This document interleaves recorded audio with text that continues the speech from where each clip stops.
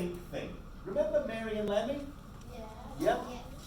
Where we wrote an introduction using all scribble starts. Updike, sticky tape, scissors, handcuffs, glue. Then we went to quadruple verb, pretending to do her work. Mary ticked a few questions, turned the next page, etc. A and he, she, a bright girl, kind to everybody. Mary remained determined to free Lammy from the evil clutches, da da da da da da da. This makes an outstanding introduction to a story. Why? Every sentence is zinging. Now, for you guys, you look at this paragraph and you go, oh yeah, I've seen that stuff before. Yes, you have, because we taught you it. It should be familiar to you now, the Updike sentences, quadruple verbs, the A and he, she's. For you, it's now, oh yeah, I can do that. That's awesome. But I guarantee you, when you take kids from your class and they look at that, that might as well be a foreign language. That might as well be Eskimo language. I don't know what language it is, but that's what it, Inuit. That's what it would look like to them. They're going, whoa, how do you write like that? Easy. You've learned it. You can do this. So we introduced to you a way to put all our professional ideas into a paragraph to make the best introduction you have ever written. So, I wrote this as an example. We went through it last week. What I didn't do was open my head and demonstrate my thinking. So now, I'm creating a second story, not Mary and Lammy, another one where I'm going to give you the thinking, take you on that journey of what I'm thinking. Okay? All right. First of all, I need a plan. When you sit down to write a short story at school, in class, in an exam, at home for an assignment, assessment, you need a plan. And fortunately, Scribbling makes it so easy to make a plan. Have a look. Number one, what's your storyline? You need a pitch. You need an idea. And it needs to be a cracker of an idea. In my 30 years of teaching, I have read, let's say 3,000, 4,000, 5,000 stories. Do you know how many good ideas I saw in that? I'll show you. That's not 3, 0 good ideas. Why were none of the ideas any good? Here's why. Short stories you do once a year and you get marked on it, then you do other stuff, newspaper articles, journal articles, you name it, a project on dinosaurs, whatever you do. How are you going to get good at writing short stories if you only do it once a year? It won't happen. It takes practice, and people to say to you, that's getting better, keep going. Oh, now you're getting it. It takes practice, and that's why Scribbling works week after week after week after week. So it starts with a great storyline. When you get an idea at school, your teacher says, okay guys, the box. I want you to write a good story. Oh, one day a kid went home, he found a box. There was a puppy inside. Yay! That's not a good story, but that's what most kids will write. Okay? Oh, I wouldn't write that, Mr. C. Mine had a kitten inside. Okay, yours is better than the puppy one. They're not good ideas. So number one starts with a great idea. When you can go, oh yeah, that would be cool. There's your idea. But how many times have you looked at your story and gone, oh yeah, that's awesome, I doubt it. Number two, you must decide immediately, where's your character? They need to be somewhere and they need to be doing something. You go, but that's easy, Mr. C. Yeah, I know it's easy. We make it easy for you. Number three, you need a flashback. What's happening? Why is this problem existing? We just find flashback works really well. Why? Because remember, the action should only be 60 seconds. 1 minute of action, because it's a short story. So to help give the reader details, flashback works. It doesn't count in the 60 seconds because the character's thinking back. I can think back 100 things. It only takes me 1 second, 2 seconds, 3 seconds. Flashback is awesome. So you need to think, how do I set up my problem in the flashback? It's about the problem, okay? Next, how are you going to rise the tension? What's going to make the problem worse? The complication. And finally, how can I end this story? So you need that plan whenever you sit down to write your story. Okay? Second thing we need, after our plan, we then think about every sentence we put down on paper. It needs to be a great sentence.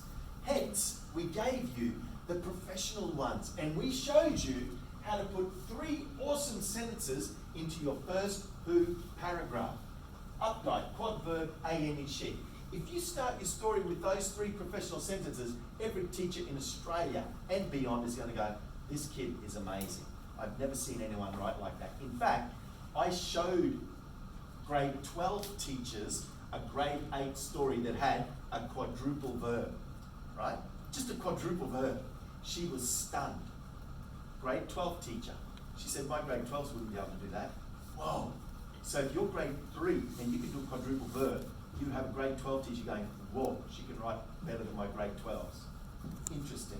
Of course, there's a lot more to writing than just doing a quadruple verb, but these professional sentences work. Not only that, we followed in the flashback with the 4 memories and injected verb techniques. 6 professional sentences in a row. Not only that, we then do the Gebel setting, which has amazing writing in it with a where start. Then we rise the tension with when start, updike, verb starts. And then we go further into our complication with the 4 question mark technique, triple simile, back up, reflect, verbing. I may as well be speaking a foreign language to everyone who's not sitting in this room right now. You guys have a massive key to professional writing. We're developing it. We're not there yet, but we're getting closer. People who've not done scribbling would have no idea what we're talking about, and they will produce the ordinary stories. Ordinary A's, to me, are not an A, right? To a lot of teachers, they're still A's. To me, they're not. Ordinary B's, ordinary C's, but you guys will be writing extraordinary A+++, possibly going, remember, to Z, and your teacher will have to go to Z again, go around the alphabet. So we've had our plan. We know we can add great sentences. Do we have to keep that order? No, you don't. You don't have to put that updike here, but it works there. You don't have to put the 4 question mark thing here, but it works there. You can mixy-matchy. We're hoping by the time you've mastered them, you can put them in various parts of the essay. Because what we don't want is 3 billion children across the world following this format all the time. That would get boring. We want you to mix and match these sentences in various orders. But while we're learning, this particular order works a treat. Then it comes to the great ideas. Let's have a look. What I was talking about before. Is your idea awesome? I jumped online and I quickly searched great story ideas. Mate, there are lots of websites. I went on one and I grabbed 9. I'm going to show you. Pay attention very carefully, because later you're going to be picking one of these. Okay?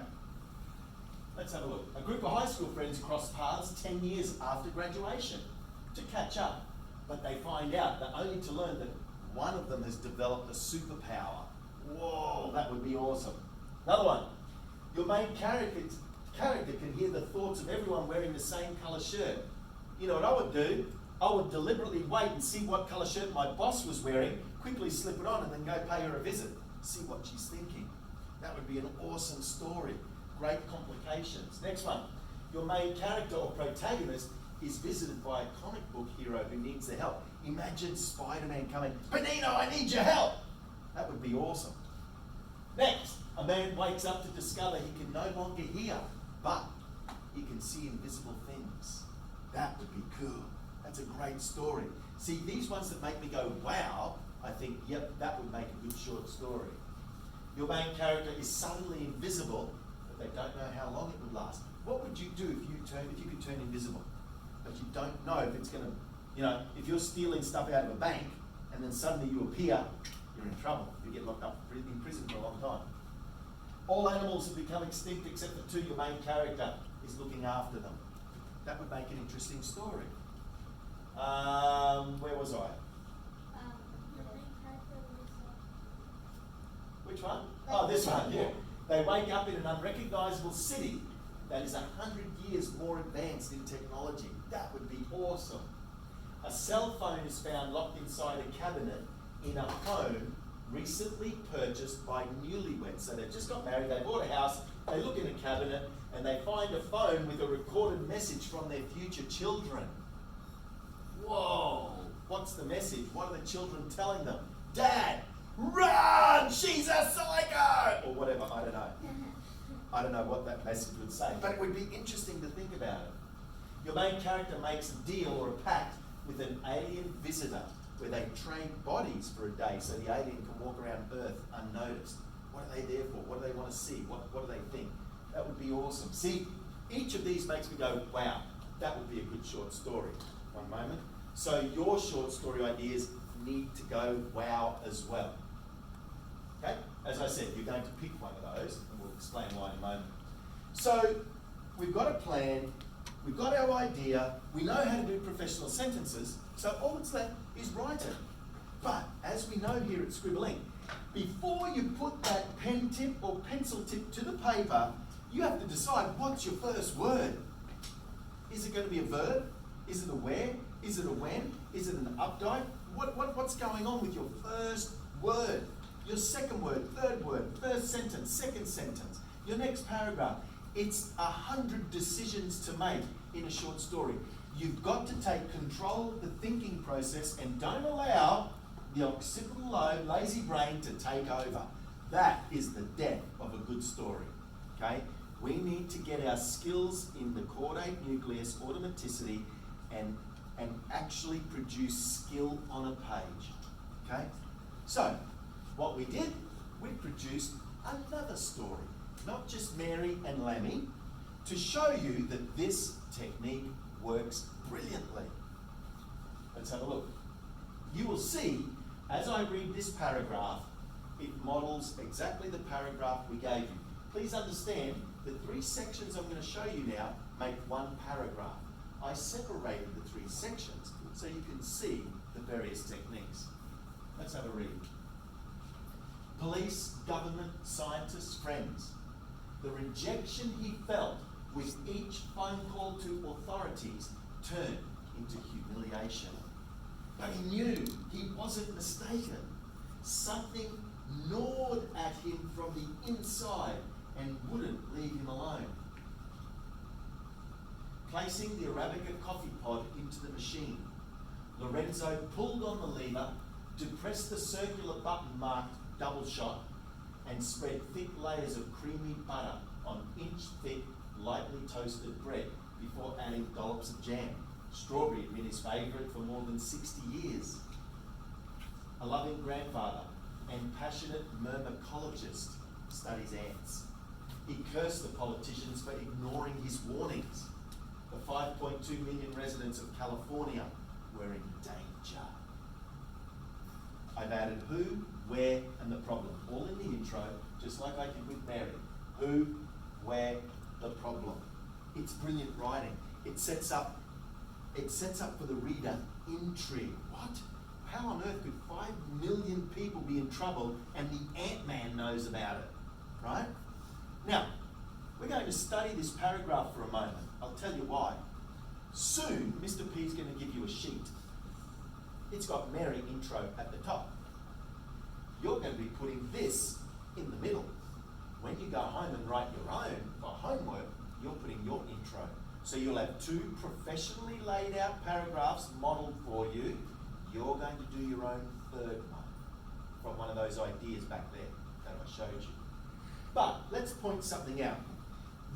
We counted in the first group 15 or 16 facts about our main character. Let's see if this group can spot all 16. Hands up. What do we know about the character? Whoa, whoa, whoa, whoa. You just said 2. Say it louder. He's a Myrmecologist. He's a myrmecologist. So what do we know? 2 things, 2 facts right there. He's a male. Male, studies ants. 2 facts. Let's see, we want to get to 16. 15 or 16. That's 2. He's a grandfather. 3. That's Jen. 4. More than Jan. He is older than 60 years old. 5. He swears a lot. 6. Think, come on, there's another 9 to go. Yeah. He likes double shot coffees. 7. His name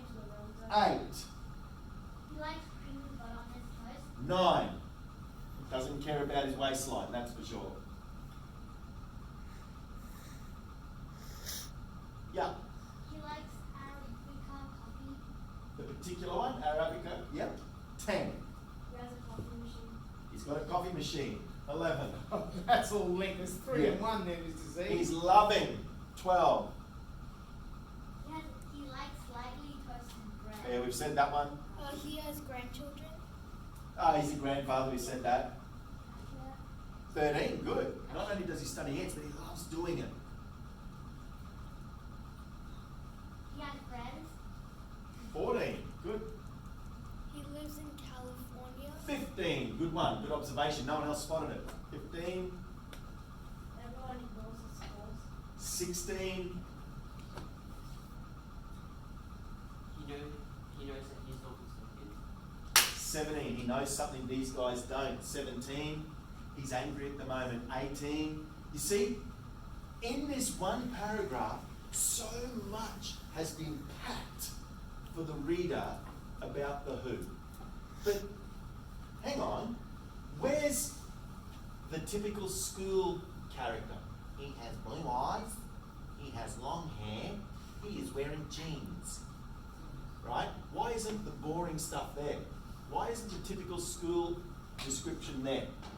Anyone? Why is it not there?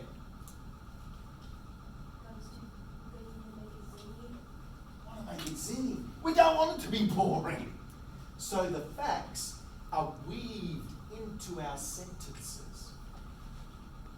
Weaved in. Just by saying he's placing an Arabica coffee pod into a machine. Yeah, you're right. He's got a coffee machine. It actually takes pods because there are different types. And he likes this particular brand, that particular type. 3 facts just in one little thing. And I said, there's his name. That's another fact, right? We know he likes his coffee strong. Another fact. We know that not only does he like creamy butter, but he wants it thick. That's extra facts, okay? You've got to pay attention. He doesn't just use normal bread. He likes the thick stuff, and he only toasts it lightly. And he loves strawberry jam. He's been eating strawberry jam for a long time. Packed full of facts. How? I've used adjectives. I've used ideas in this quadruple verb. We want you to do the same. You're going to produce a story, an introduction, with hopefully, we've challenged the other group, 10 facts about the character in that introduction. Does that make sense? All right. We can hand out the sheets I was going to now. say, Mr. C. Oh, I'm not done yet? No. Oh, I'm not done. No, we're not there Porcupine. yet, mate. A porcupine, let me keep going. So that's the who. We've done the where. He's at home in California. The most important thing, the problem, what's going on there? Hang on, how can this ant studier think that 5 million people are going to be in danger? Well, let me quickly tell you a story. When I was teaching 28 years ago up near Bundaberg, we were warned about a cyclone coming. Very vicious winds, up to 180 kilometres per hour. That could destroy homes. So we were warned several days earlier. The day before the cyclone, we still had to go to work. It was all right. The wind wasn't coming yet. The day before, I walked past the administration building and there was a tree out the front that I walked past every day. On this particular day, one day before the cyclone, there was a black lump on the tree, the size of a volleyball, half a volleyball, on the tree. Bizarre. I noticed it. I was walking past the nose and I thought, what is that? Wasn't there yesterday or ever before. So I walked up to it. It was a clump, millions of ants. They left their nest. You see, with cyclone comes lots of rain. If they'd stayed in the nests in the ground, they would have drowned. They left their nests, went up a tree, and then formed a clump on the opposite side where the wind was going to come from the cyclone. That is freaky, right? No internet, no TV down there, I don't think, no radio, no scientists warning them, get out of your home because get to higher ground, you're going to die. How on earth did they know that? A day before, these eyes saw it. So this story, this is what I was thinking, that in California, some of you would know your geography that under the countries and oceans we have large plates, sections of rock and stuff that cover the earth. About 15 of them, 12 or 15 of them. And all the countries and oceans are on top of those. Now, these plates touch each other, right? They join. Where they join, right, is dangerous. Because if the plates ever move, because they're under enormous pressure, if the plates ever move, that creates tremors that come up to the surface and create earthquakes on top of the ground. Sometimes the plates do this. Not only do they go sideways, sometimes they go up. When that happens, we're talking plates 4-5 times the size of Australia. When they go up in the ocean, it lifts masses amounts of water, and all that energy pushing up on the water then starts going sideways and creates tsunamis. When it happens on land, we get our earthquakes. Why Australia doesn't suffer from earthquakes, even though there have been reported tremors, we are in the middle of a plate. The edges are dangerous. You don't want to be on the edges. So imagine if this room was a plate. Where you're sitting right now is safe. But if I was sitting on this handrail, right on the edge next to another plate, if these two plates suddenly go like that, then this area would tremble. You might feel a touch, but nothing too dangerous. Apparently Newcastle has felt small tremors. But we certainly don't get anything bad enough to worry us. We've got other things like storms, droughts, fires, etc. So, California, Hollywood, San Francisco sits on a fault, right there, on top. So if ever they get a big one, it's conceivable, it's possible that they would disappear. Their buildings would collapse, the earth would open up.